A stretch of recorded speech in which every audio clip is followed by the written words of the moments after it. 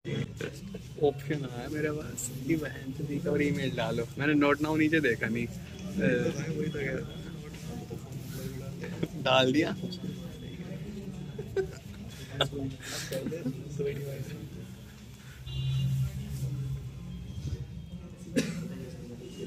अपना नंबर डाल दिया और अपनी ईमेल डाल दी। बहुत हार्ड है। कर ले, पता चल जाएगा। मैंने इसलिए नहीं करी थी क्योंकि मेरे को सही है। चलो, मैंने इसलिए नहीं करती, मुझे पक्का नहीं पता था आएगी कि नहीं। मेरे तो ऑप्शन में आ गई थी लेंस मेकर फॉर्मूला की और उसकी, क्योंकि यही है सबसे हार्ड है ऑप्टिक्स में। और एक वो कर रही थी मैंने, रिज्म वाली। वही तो कह रहा है, रिज्म में से लाइट निकालते हैं। करो मुझसे क्या कह रहा, अब तेरे ऊपर है भाई।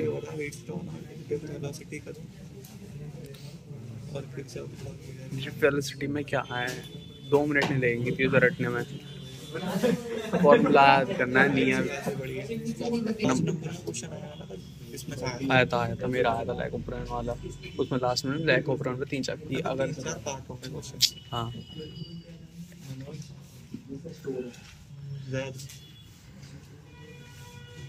अपने अब्बा का नाम लिख पाया।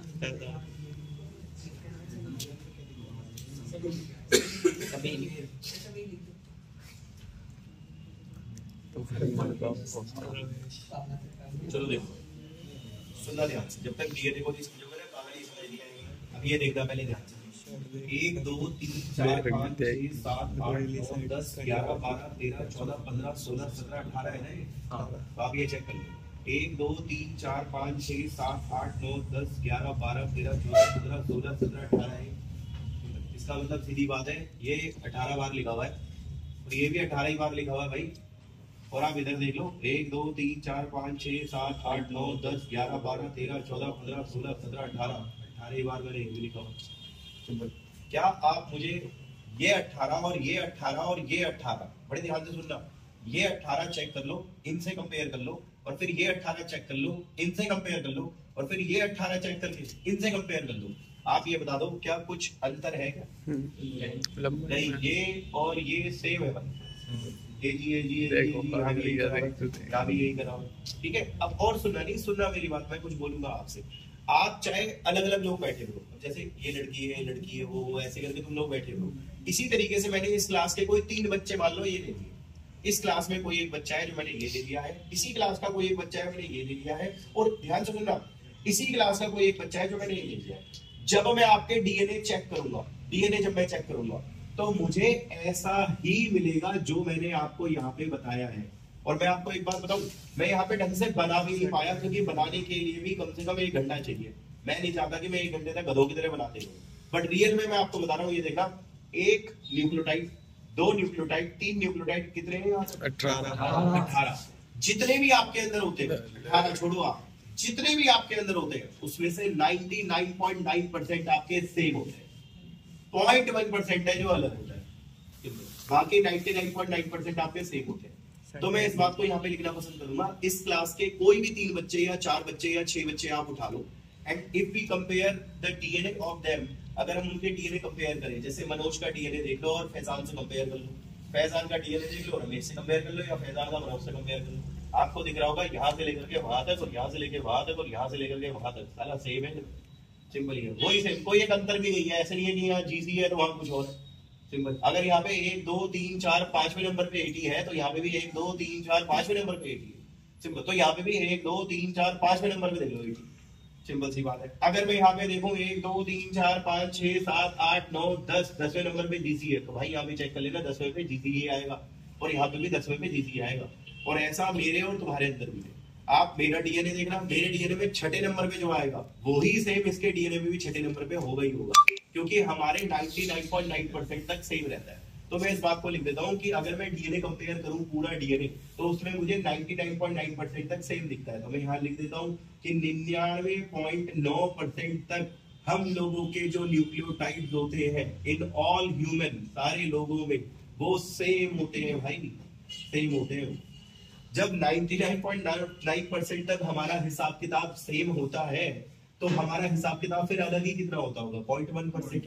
ये है वो 0.1% भाई, ये है वो 0.1%। तो मैं लिख देता हूँ कि ये है 0.1% इन न्यूक्लियोटाइड्स जो हम सबके जो है वो डिफर इन ऑल ह्यूमन, हमारे सबके अलग होते हैं। अब एक बात बताओ आपको, हमें 99.9% तक सिमिलैरिटी है। जैसे एग्जांपल के लिए एक बात बताओ, क्या मेरे मुंह में जो थूक बनता है वो आपके मुंह में बनने वाले थूक से अलग है क्या? नहीं। मेरे थूक में सैलिवरी अमाइलेज है, आपके अंदर भी तो है। मेरे थूक में लाइसोजाइम है, आपके अंदर भी है। सिंपल। क्यों? क्योंकि भाई हमारा हिसाब किताब से। अच्छा, मेरा वो पैंक्रियाज इंसुलिन बनाता है, शायद आप में भी वो यही काम करता है। सिंपल। है मेरे पेट में HCl बनता है, आपके भी। मेरे दांत कैल्शियम के बने हुए हैं, शायद आपके भी। सिंपल। मेरे आगे इंसीजर है, केनाइन है, प्रीमोलर है, मोलर है, शायद आपका ढांचा भी ऐसे ही है। आंखों के रेटिना में 3 प्रकार के सेल सुने होंगे आपने, बाइपोलर सेल सुने होंगे आपने, या फोटोरिसेप्टर सेल सुने होंगे, गैंग्लियन सेल सुने होंगे, क्या तुम्हारे भी ऐसी है भाई? सिंपल। हमारा कहता हूँ 99.9% तक हमारा स्पेक्ट्रम सेम है। अब ये बताओ हम अलग ही कहाँ है? अलग हम थोड़े से हाइट पे, हमारी हाइट से अलग है, थोड़े हमारे चमड़ी के रंग अलग होंगे, सिंपल। अदरवाइज तो हम सिमिलर ही है। इस क्लास के अंदर ऐसा भी थोड़ी ना यार मेरा ए ब्लड ग्रुप है, तुम में से किसी का ए नहीं होगा, ए भी तो होगा ना तुम्हारा, क्योंकि भाई हम लोग सिमिलर में एग्जिस्ट करते हैं। तो हमारे अंदर 99.9% सिमिलैरिटी है यार। अब एक बात बताओ, मेरे यहाँ पे 2 हड्डियां हैं भाई, तुम्हारे भी तो 2 ही है, तुम्हारे यहाँ 4 थोड़ी ना है। और मेरी हड्डी जिस केमिकल की बनी हुई है, तुम्हारी हड्डी भी उसी केमिकल की बनी हुई है। सिंपल ही है। तो यही मैं आपको बताना चाह रहा हूँ भाई। मेरे गाल है, स्किन में क्या होता है? कोलेजन होता है। तुम्हारी भी तो स्किन में कोलेजन ही है, कैल्शियम थोड़ी ना है। सिंपल। क्योंकि भाई मैंने आपसे बोला ना 99.9% हमारा हिसाब किताब सेम है, बस थोड़े बहुत अलग है कि हाइट हमारी अलग है, थोड़ा हो सकता है हमारे बालों के टेक्सचर अलग हो, किसी के सीधे बाल हो, किसी के कर्ली हो, किसी के ड्राई हो, फ्रिजीनेस हो थोड़ी सी बालों में, वो बस थोड़ा बहुत ही है आप में अलग जो है। अदरवाइज 99.9% तो आप लोग सेम होते हो भाई। सिंपल। किडनी कहाँ होती है? पीछे होती है, तो आपकी भी तो पीछे है ना, किडनी के स्ट्रक्चर से लिवर थोड़ी रहा है तुम्हारे। सिंपल ही है। तो वो चीज है, हमारा हिसाब किताब ये सेम ही रहता है भाई। अच्छा, एक चीज और भाई, इस डीएनए को बायोलॉजी ने नाम दिया है, ये डीएनए होता है बल्क जीनोमिक डीएनए। इसको बल्क जीनोमिक डीएनए कहते हैं। जबकि इस डीएनए को बायोलॉजी ने नाम दिया है, आपने सुना होगा, सैटेलाइट डीएनए। इसको हम लोग सैटेलाइट डीएनए कहते हैं। तो कोई आपसे बोले भैया सेम बल्क जीनोमिक डीएनए और वे अलग है, तो वो सैटेलाइट डीएनए। अब इसको भी आप ध्यान से देखना, वरना बहुत गड़बड़ हो जाएगी भाई। मैं ग्राफ बना रहा हूँ और ग्राफ में समझ रहे हैं आपने, सुनिए ध्यान से सुनना। ये बताओ सुनना, ये सेम है या सेम है? कितना है? तो बहुत ज्यादा है। तो देखिए ग्राफ में भी ये तो बहुत ज्यादा है, ये तो बहुत ज्यादा है। सिंपल ही है। अरे ये तो बहुत ज्यादा है 99, हाँ तो बहुत ज्यादा है ना। सिंपल। ये 99.9% तो बहुत ज्यादा है। क्या नाम है भाई इस डीएनए का? अच्छा, बल्क जीनोमिक डीएनए। ओके ठीक है, कोई बात नहीं। ग्राफ में भी वैसे ही बोल रहे हैं जैसे आप यहाँ पे मुंह से बोल रहे हो, मुंह की कैटेगरी बोल रहे हो आप। तो आप कह रहे हो 99 को तो बहुत ज्यादा होता है, हाँ तो 99 में बहुत ज्यादा हो गया। सिंपल। अरे इसको तो बल्क जीनोमिक डीएनए कह रहे हो, तो लेना, लिख तो दिया। सिंपल। अब ये बताओ क्या वो सेम है? नहीं। तेरी अलग है और तेरी अलग है और तेरी अलग है। आपने यहाँ कितने इंसानों के लिए रखी है? 3 इंसानों की सीक्वेंस ली है ना आपने। और ये बहुत ज्यादा है या कम है? कम। तीनों अलग अलग है या क्या है? अलग। ये देखिए तीनों अलग अलग है और बहुत कम है, बहुत कम है और तीनों अलग अलग है। इसलिए मैंने तीनों अलग अलग बनाए। 1 2 3। सिंपल। 4 इंसान लेता 4 बना देता। सिंपल। अभी मैंने उदाहरण में 3 लिए तो 3, अभी 2 लेता तो 2।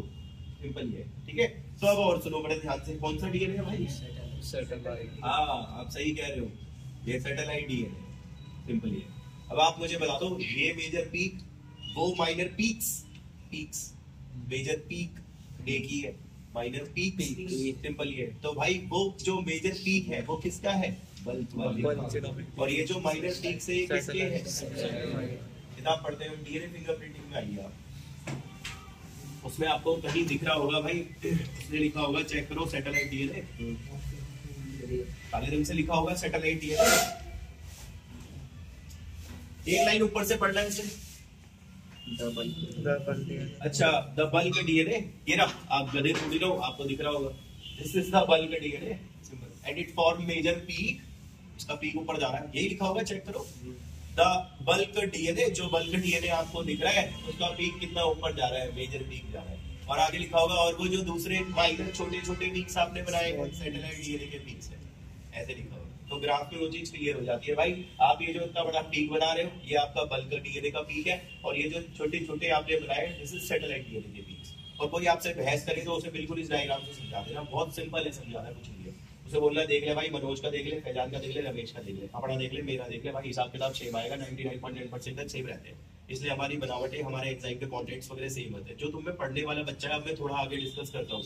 यार इंसुलिन की बात कर रहा था मैं, मेरे इंसुलिन जब बनता है तो उसमें 3 चेन होती है, ए बी सी। आप में भी तो 3 ही होती है, ए बी सी सिंपल। उसके बाद सी चेन अलग हो जाती है, 2 रह जाती है। आप में भी तो ऐसे ही होता है। उन 2 चेनों में आपने पढ़ा होगा 51 अमीनो एसिड होते हैं, आपके में भी वही होते हैं। तो जैसा मेरा स्ट्रक्चर हीमोग्लोबिन का है, आपका भी तो ऐसे ही है। हीमोग्लोबिन की 2 तरह की चेन होती है, अल्फा बीटा, आप में भी तो 2 होती है।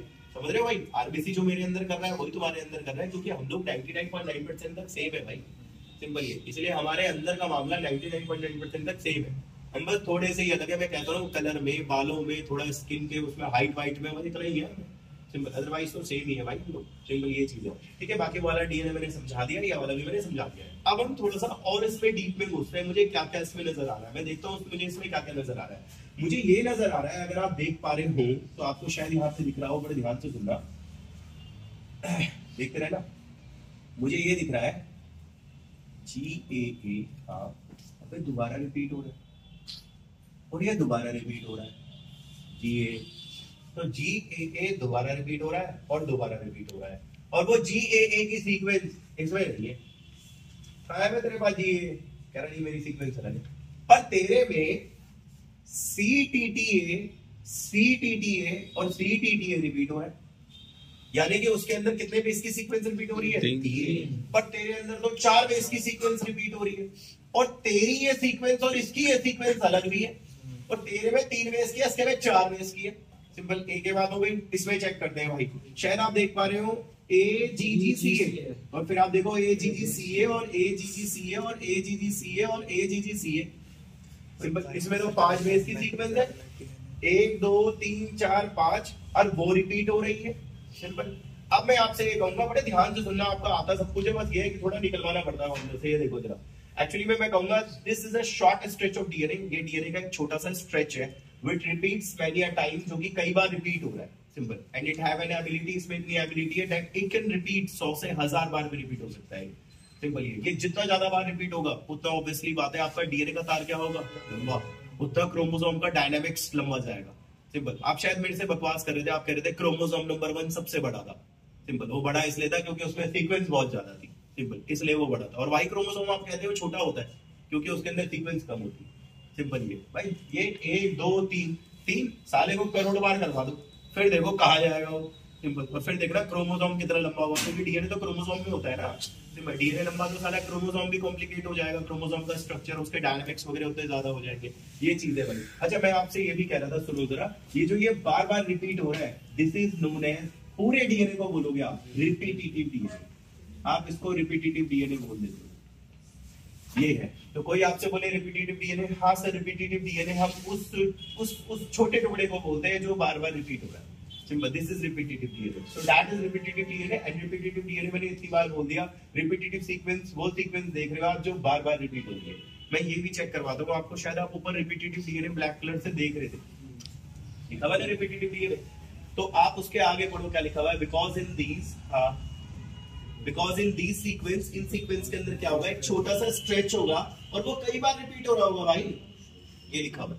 मैं भी यही बात बोलना चाह रहा हूँ आपसे इतनी देर से कि ये जो repetitive DNA, because in these, चूंकि इसके अंदर, वो ये कह रहा है बिकॉज इन दीज, चूंकि इसके अंदर एक छोटा सा स्ट्रेच होगा जो बार बार रिपीट होगा, तो ये आपका रिपीटिटिव डीएनए हो गया। ठीक है, क्योंकि देखो पेपर में क्वेश्चन आएगा व्हाट इज सैटेलाइट डीएनए, तो आपको बताना पड़ेगा ये जो 0.1% थोड़ा अलग है वो सैटेलाइट डीएनए है। सिंपल। और पता है क्या दिक्कत होती है, आप ना समझ नहीं पाते कि सैटेलाइट डीएनए और रिपीटिटिव डीएनए में क्या अंतर है। बच्चा बोलता है एक ही तो है। सिंपल। अभी एक नहीं है, अलग है। सिंपल। आप देखो ये पूरा सैटेलाइट है। सिंपल। मेरी रिपीटिटिव तो वो है बस। सिंपल। ये वो तो उसका एक मोहरा है। सिंपल। ये जैसे हम चेस बोलते हैं, चेस तो पूरा गोटी और चेकर बोर्ड को इकट्ठा मिला के बोलते हो ना। सिंपल। ये उसकी गोटियां अलग अलग होती हैं, उसी तरीके से है भाई, वो तो एक तरीके से अलग अलग हो गए रिपीटिटिव डीएनए, लेकिन सैटेलाइट तो उस पूरे को बोल देते हो आप। सिंपल। ये अब और सुनो, बड़े ध्यान से सुनना, दिक्कत हो जाएगी। ये जो GAA है, जरा इसे बाहर निकालो जरा भाई। आ गया। बताने जरा क्या बोलोगे आप इसके बारे में। ये एक नहीं सुनना, मैं कुछ बोलूंगा। ये एक यूनिक सीक्वेंस है जो किसी और में है वो एक यूनिक सीक्वेंस है शाबाश, जो किसी और में नहीं नहीं है। तो बड़े ध्यान से सुनना, ये एक यूनिक सीक्वेंस है जो किसी और में नहीं है। औरों की अलग अलग है या औरों की भी सेम है? अलग अलग होने को क्या बोलते हैं? डिफरेंट। वेरिएशन। वेरिएशन। तो ये एक वेरिएबल सीक्वेंस है, तेरी अलग है भाई, उसकी अलग है, और उसकी सीक्वेंस अलग है। तो तुम्हारी सीक्वेंस तो वेरी कर रही है, तो तुम्हारी सीक्वेंस तो वेरी कर रही है, तो वेरी कर रही है। सिंपल ये है। क्या ये कई बार रिपीट हो रही है? हाँ, ये कई बार रिपीट हो रही है। तो बड़े ध्यान से सुनना, तभी कह रहा हूं भाई ध्यान से सुनना। एक तो हर किसी की अलग अलग है, उसकी GAA है, उसकी CTT है, उसकी AGGC है। तो तुम्हारी भाई वेरिएशन है, तुम में ना थोड़ा वेरिएशन है तुम्हें, और ये तुम में कई बार रिपीट हो रही है, कई बार रिपीट हो रही है, और कई बार रिपीट हो रही है। तो भाई कई संख्या में रिपीट हो रही है। सिंपल ये। तो आप इसको थोड़ा तमीज से लिख दो। आप ये देखो मैंने क्या लिखा है। सिंपल, इसी को बोलते हैं VNTR। आपने ये वर्ड सुना होगा VNTR। बच्चा रट लेता है VNTR की फुल फॉर्म होती है variable number of random repeats. हमें भैया variable number of random repeats तो ठीक है, तू बता दो क्या है ये।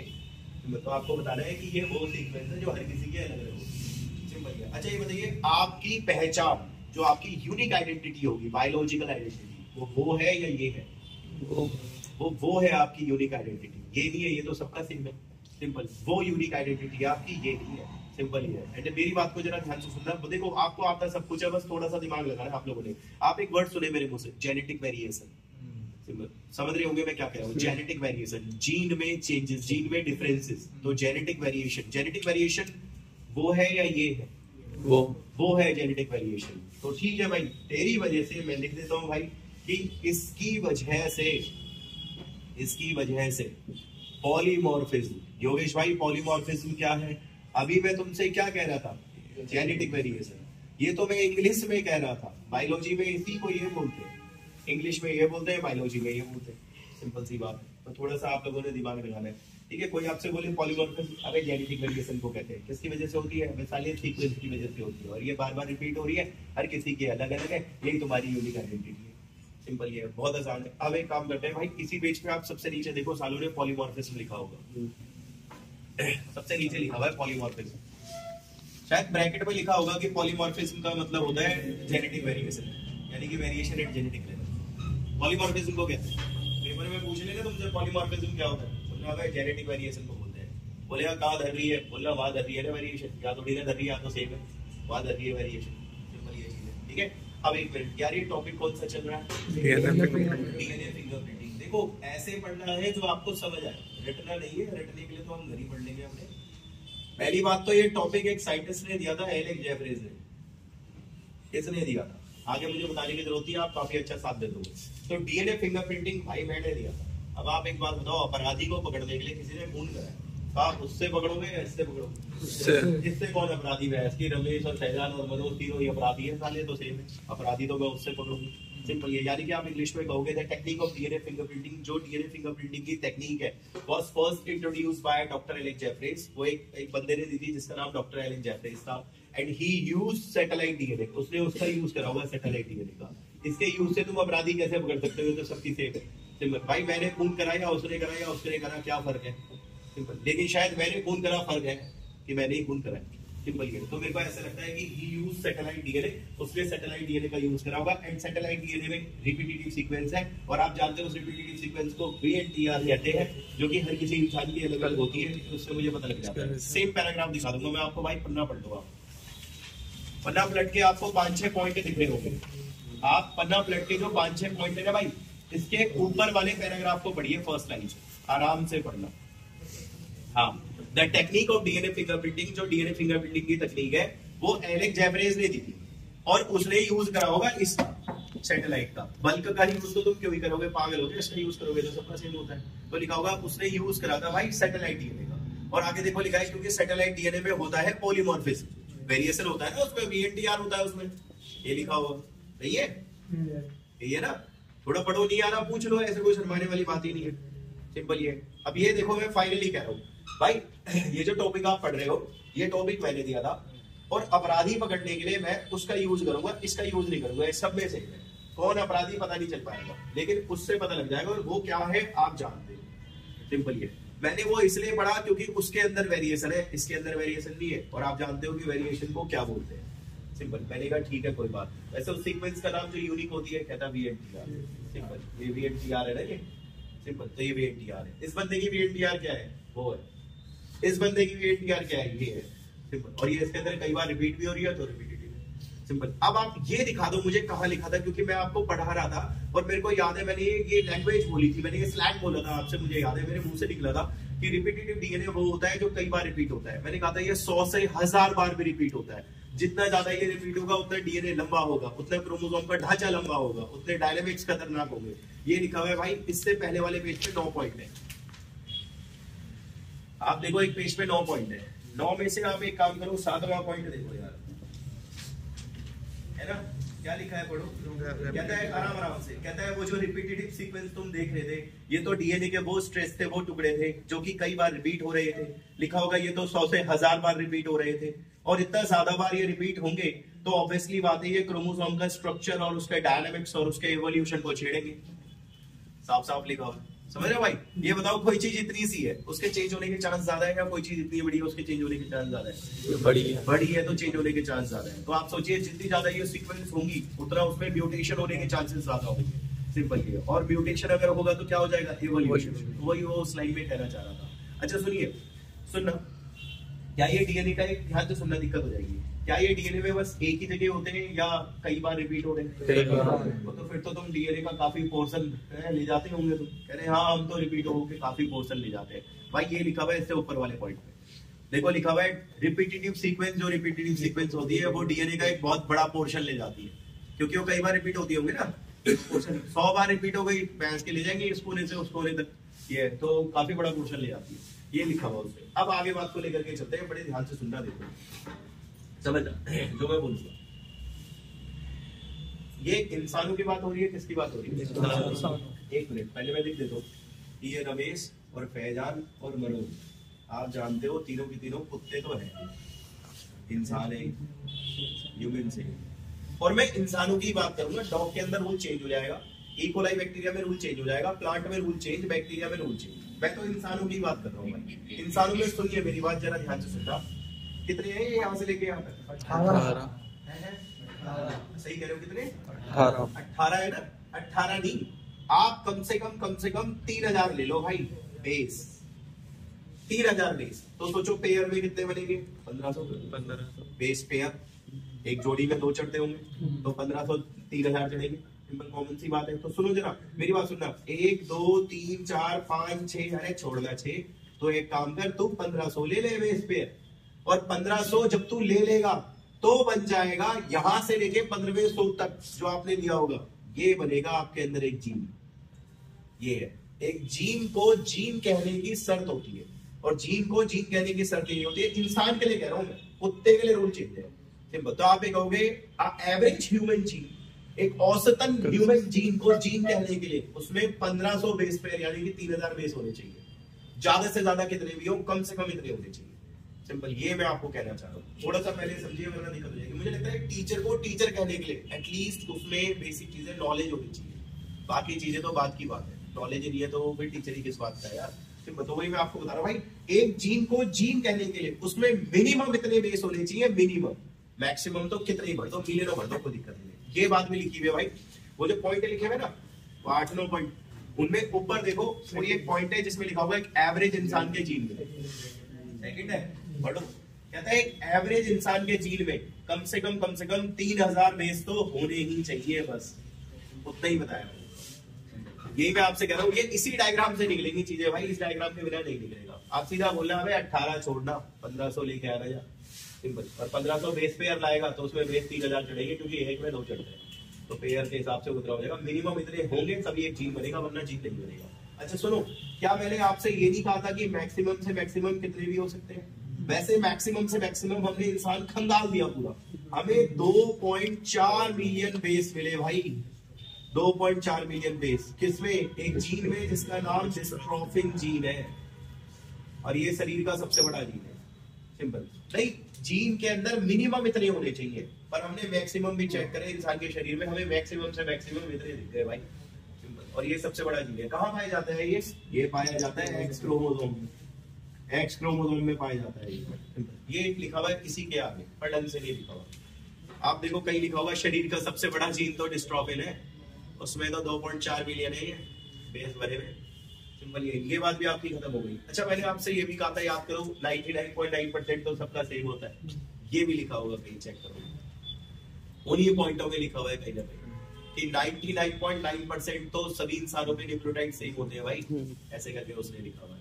चलो ठीक है, अब आपने जीन की बात भी कही दी है तो मुझे जीन के बारे में कुछ अच्छी सी बात बता दो यार। सुनो जरा, जीन के बारे में अच्छी सी बात बता दो, सुनना।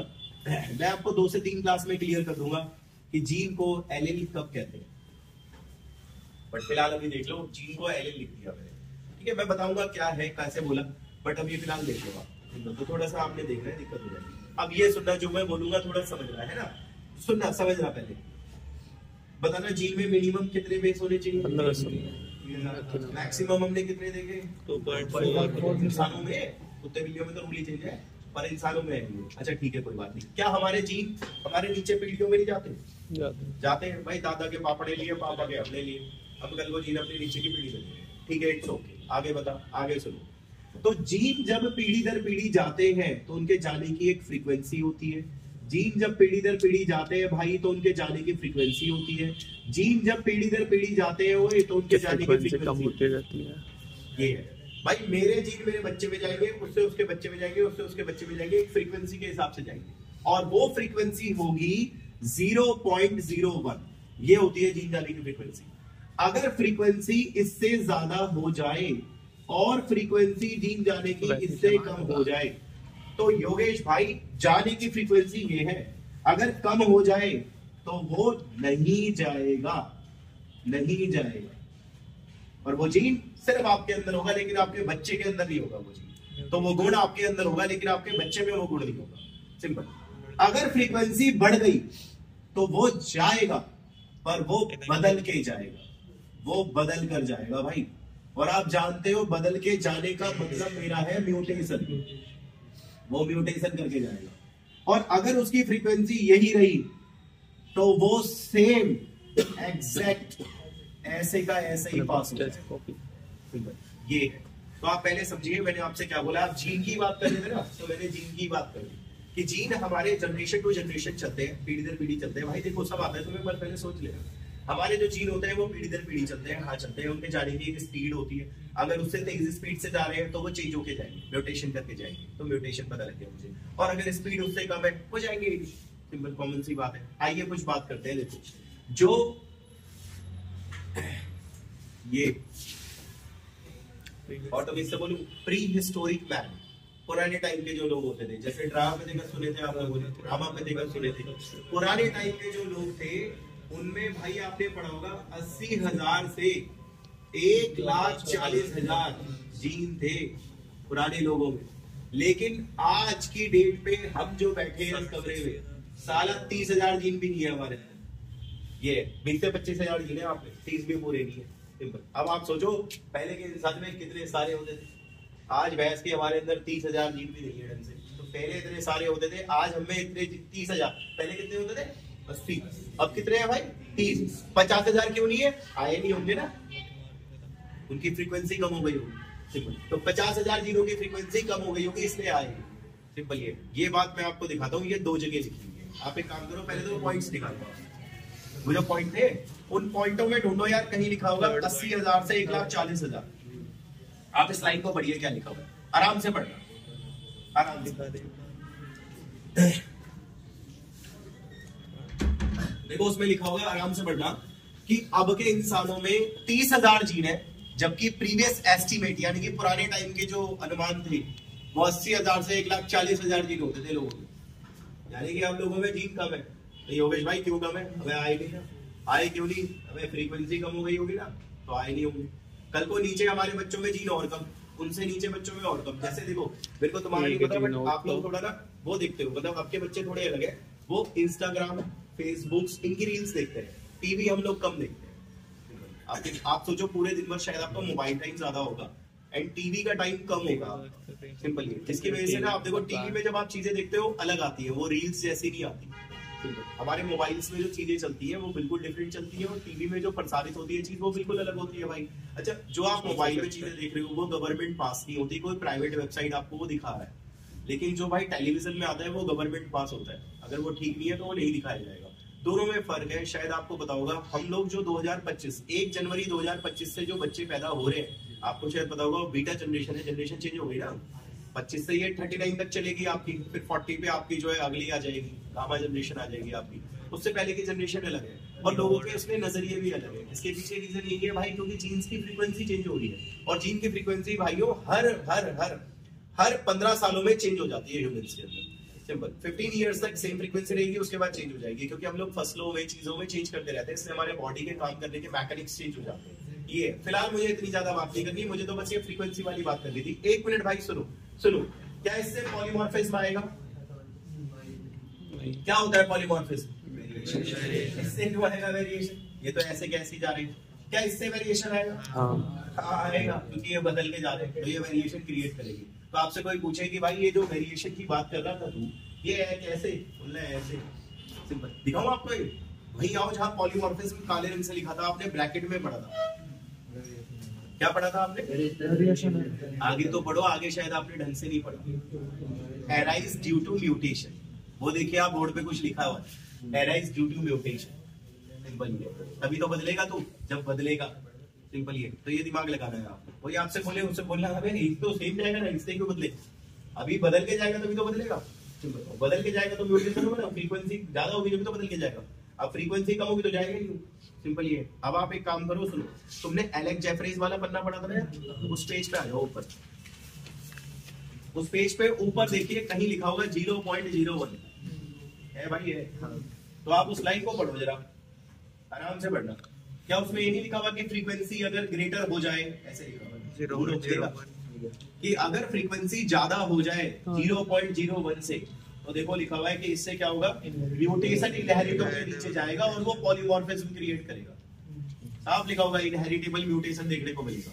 ये ना भाई, अगर फ्रीक्वेंसी ज्यादा हो जाए 0.01 से ज्यादा हो जाए, तो भाई वो म्यूटेशन होके तब इनहेरिट होगा नीचे।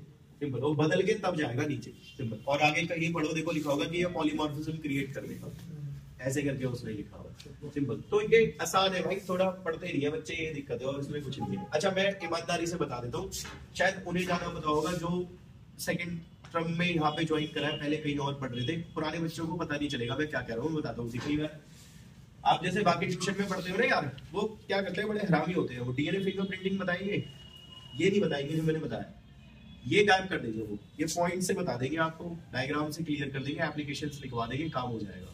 बट वो ऐसे 0.01 वाली बातें वो लगा नहीं पाते। ये पॉइंट काफी आसान है, ये मैं आपको करा दूंगा, उसकी कोई दिक्कत नहीं है। मैं अभी एप्लीकेशन करा देता हूँ आपको कि एप्लीकेशन इसकी क्या है, और वो आसान है, कुछ नहीं है यार।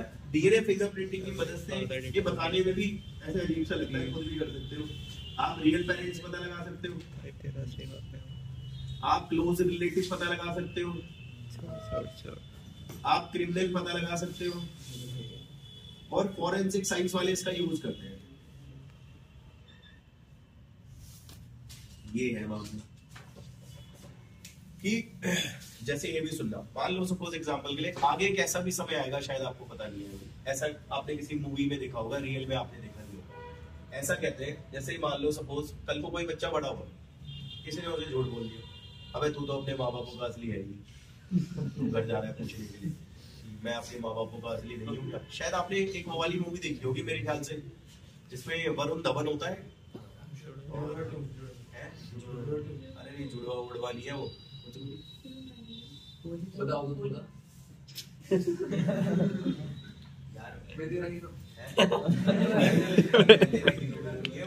अभी आई थी शायद तो। अरे यार वो वाली है, उसमें शाहरुख खान है और काजोल है।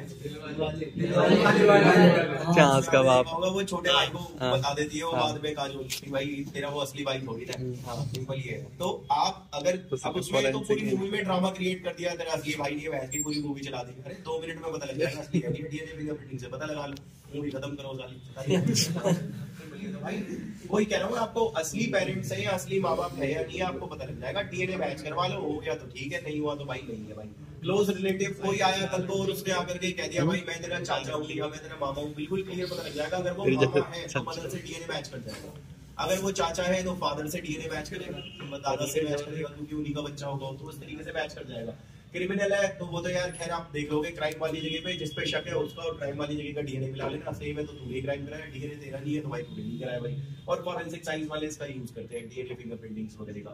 तो ये तो तुम्हारी इतनी बात हो गई भाई। और एनसीईआरटी में पीछे क्वेश्चन आंसर भी है, आप क्वेश्चन आंसरों में आओ, वो सबसे लास्ट में पॉलीमॉर्फिज्म पूछ रहा होगा, 5-6 पार्ट होंगे ना, उनमें एक पॉलीमॉर्फिज्म पूछ रहा है। पर बच्चा पता है क्या करता है, बच्चा ना गधों की तरह लेके आ जाता है, कहता है पॉलीमॉर्फिज्म का मतलब होता है वेरिएशन। शायद आप भूल गए, क्वेश्चन में लिखा हुआ है एक्सप्लेन ब्रीफली।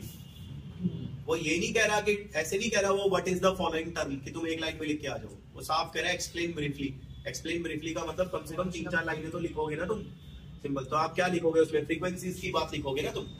सिंपल ये कि एक जीन जाने की फ्रीक्वेंसी होती है, अगर वो फ्रीक्वेंसी ज्यादा हो जाए तो वो बदल के जाएगा तो म्यूटेशन करके जाएगा। एंड हम जानते हैं कि पॉलीमॉर्फिज्म वेरिएशन होता है जो म्यूटेशन से आता है, म्यूटेशन ऐसे जाता है। इस तरीके से 3-4 लाइनें बनेंगी आपकी, वरना नहीं बन पाएगी भाई। एक ऊपर क्वेश्चन और है जो मेरे को दिख रहा है, उसमें लिखा है व्हाट इज डीएनए फिंगरप्रिंटिंग और इसकी एप्लीकेशन क्या है। तो व्हाट इज डीएनए फिंगरप्रिंटिंग के लिए तो वो 5 पॉइंट है जो मैं तुम्हें पढ़ाऊंगा, लेकिन उसकी एप्लीकेशन मैंने ये लिख दी है भाई साइड में, सिंपल। तो ये उसकी एप्लीकेशन हो जाएगी, ठीक है भाई। अब आप नेक्स्ट क्लास में आओगे ना, सेम ऐसे ही डायग्राम बना करके मैं आपको 5 पॉइंट समझाऊंगा, काम हो जाएगा, है ना। मुझे बस 5 पॉइंट समझाने, बाकी कर दो। एक लास्ट बात और बता देता हूँ। अब एक कहा देखो, ये देखो ये कौन सा डीएनए है, सैटेलाइट। ये सुनो कई टाइप का होता है, जिसमें एक माइक्रो सैटेलाइट है, एक मिनी सैटेलाइट है, और भी होते हैं। अभी पहले सुन लेना, दिक्कत हो जाएगी। ये जो सैटेलाइट डीएनए है भाई ध्यान से सुनना, सैटेलाइट डीएनए कई तरह के होते हैं, माइक्रो, मिनी, एटीसी। ये सिलेबस में नहीं है, बस बुक वालों ने ऐसे ही लिख दिया है, आप चेक कर सकते हो। ये लिखा हुआ है जहां ब्लैक कलर से सैटेलाइट डीएनए है, उसी के बाद देखो उसने लिखा होगा डिपेंडिंग ऑन, तो वही आगे लिखा होगा कि माइक्रो होते हैं, मिनी होते हैं, एटीसी होते हैं, पर इनकी डेफिनेशन नहीं दे रखी। सिंपल बस ये है, ठीक है। तो बस इतना लगा लो, नेक्स्ट क्लास में आगे